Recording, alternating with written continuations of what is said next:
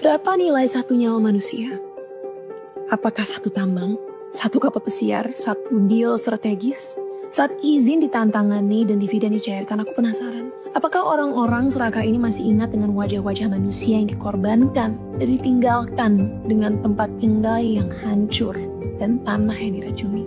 Raja Ampat adalah salah satu surga terakhir dunia. Tapi saat ini di salah satu kawasan laut paling rapuh di dunia, perusahaan-perusahaan tambang merobek hutan, mencemar air, dan mencekik terumbu karang.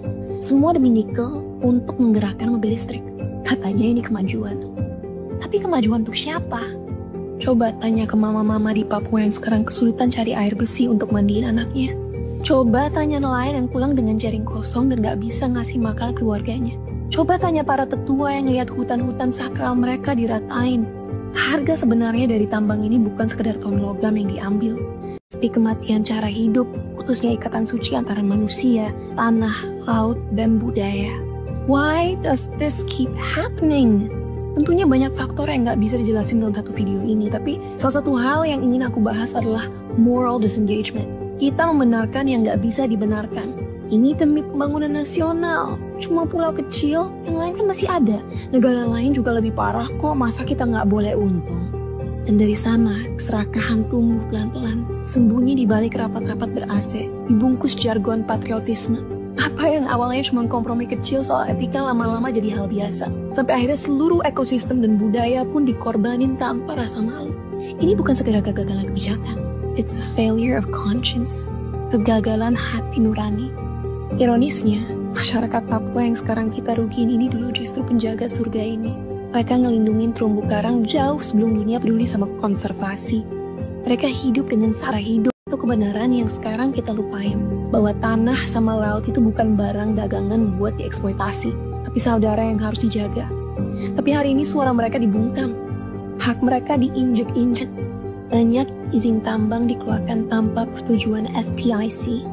Hak yang dijamin oleh hukum internasional. Ada yang dipaksa, ada yang sama sekali nggak diajak bicara. Bagi masyarakat Papua di Raja Ampat, tanah, hutan, dan laut adalah keluarga. Hutan punya makna sakral, terumbu karang adalah bagian dari sejarah lisan, diwariskan turun-temurun. Irama pasang surut laut dan musim migrasi ikan adalah bagian dari identitas budaya mereka.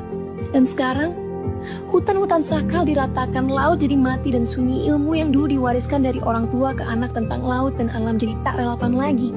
Apa gunanya ngajarin anak tentang terumbu karang yang udah nggak ada lagi? Ini adalah disorientasi budaya, putusnya hubungan spiritual dengan alam yang dulu menopang kehidupan mereka. Kerusakan ini bukan cuma soal hilangnya budaya. Yang terjadi sekarang juga fatal terhadap kesehatan warga Papua.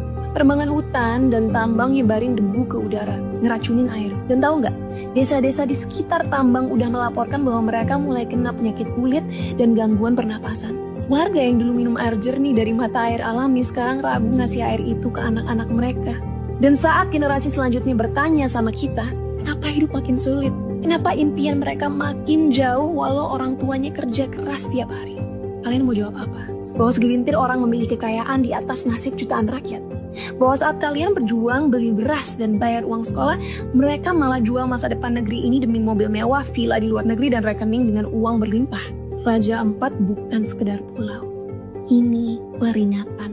Kalau kita diem aja, apalagi yang kelompok serakah ini bakal rebut air kalian, tanah kalian, masa depan anak-anak kalian, kita masih punya pilihan. Bersuara sekarang, apa jelasin suatu hari nanti? Yang terjadi sekarang juga fatal terhadap kesehatan warga Papua. Perkembangan hutan